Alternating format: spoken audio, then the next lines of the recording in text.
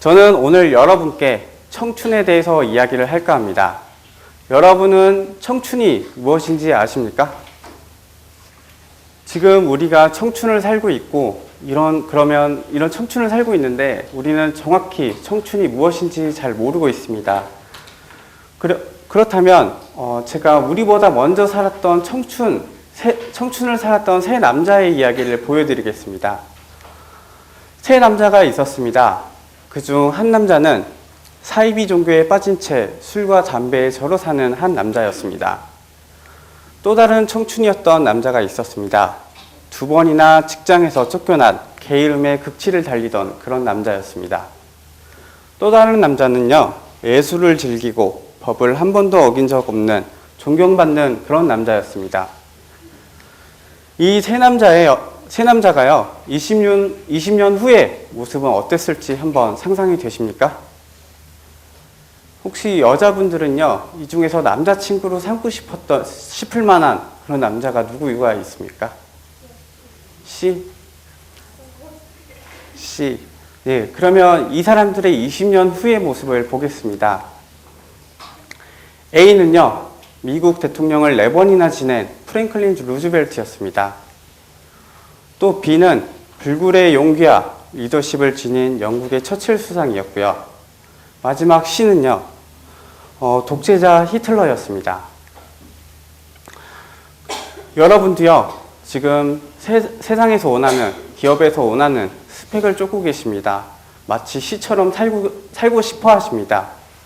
하지만 여러분의 청춘을 어떻게 만들어가냐에 따라서 20년 후에 여러분이 달라질 거라고 생각합니다. 여러분이 지금 이렇게 강의실에 있고 학교에 있을 때는 모를 겁니다. 어떻게 해야 되는지 다 알려주고요.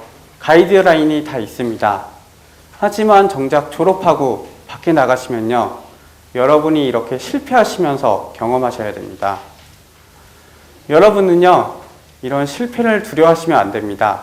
이런 실패가 곧 경험이 되고요, 여러분 것이 돼야 됩니다. 대학생 때 겪는 이런 경험들이요, 저는 여러분께 말씀드릴 수 있습니다. 어떠한 경험도 좋습니다. 무조건 하셨으면 좋겠습니다.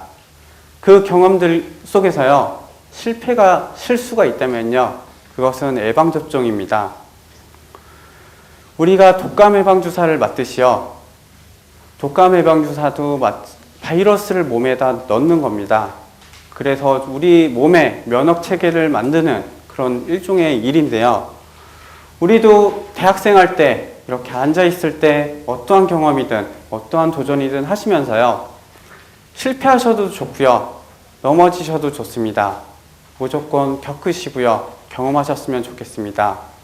책으로만 읽지 말고요, 책에서는 아프니까 청춘이라 그러는데요, 아프면 낫고 일어나서 다시 뛰셔야 됩니다. 여러분이 책을 읽지 마시고요, 여러분이 직접 뛰시면서요, 그런 책을 쓰셨으면 좋겠습니다. 등산을 가다 보면요, 큰 바위가 있고 큰 계곡이 있고 큰 절벽이 있으면요, 그곳을 넘어갈 사다리, 다리, 그리고 우회로가 다 있습니다. 우리 인생도, 우리 청춘도 비슷한 것 같습니다.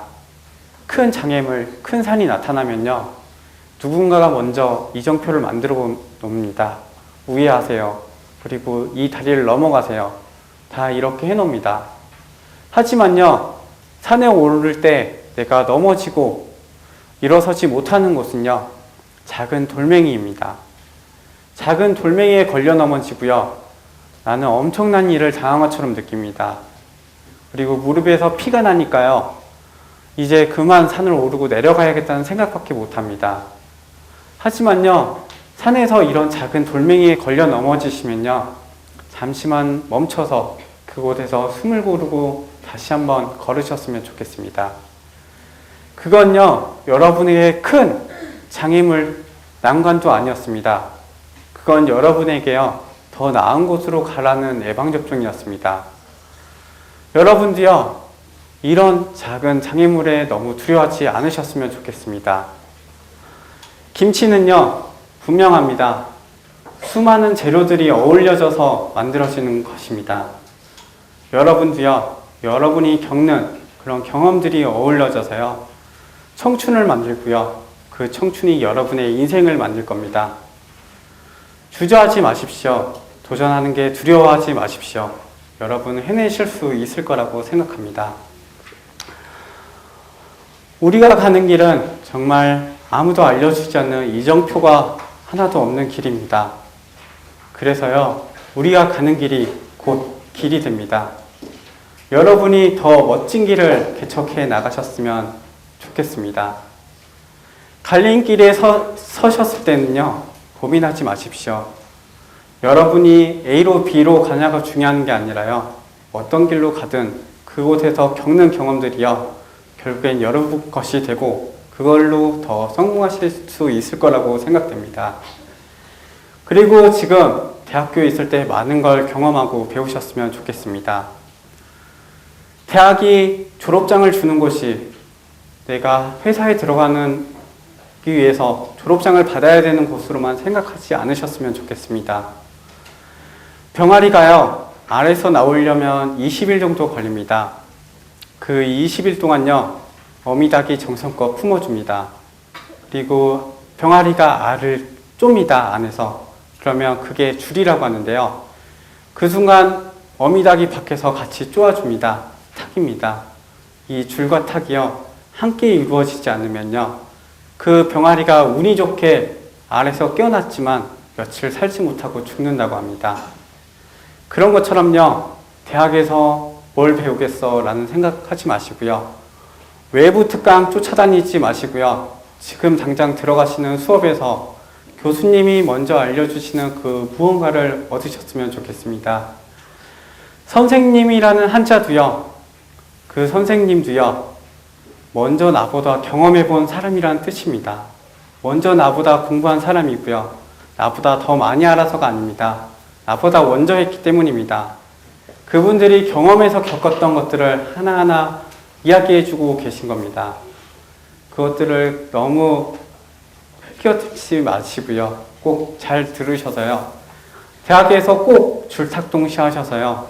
꼭 안전하게 태어나시는 그런 분들이 되셨으면 좋겠습니다. 제가 좋아하는 글입니다. 만약 당신이 배를 만들고 싶다면 사람들을 불러 모아 목재를 가져오게 하고 일을 지시하고 일감을 나눠주는 등의 일을 하지 마세요. 대신 그들에게 저 넓고 끝없는 바다에 대한 동경심을 키워주세요. 라는 글입니다. 이 글은요, 제가 멘토로 모시고 있는 한 회장님이 저에게 적어주신 글입니다. 저는 이 글대로요, 저희 직원들에게 꿈꾸게 합니다. 그 꿈을 만들어주는 일을 하고 있습니다. 여러분도요, 여러분의 꿈을 꿔보십시오. 여러분이 바라보는 것이요, 한적히 쌓여있는 일감이 아니라요, 여러분이 나가고자 하는 바라보는 바다가 어떤 것인지 한번 생각해 보셨으면 좋겠습니다. 마지막으로 묻겠습니다. 여러분의 청춘이 무엇입니까? 이제 꼭 대답하셨으면 좋겠습니다. 집에 가서 한 번쯤은 다시 생각해 보셨으면 좋겠습니다.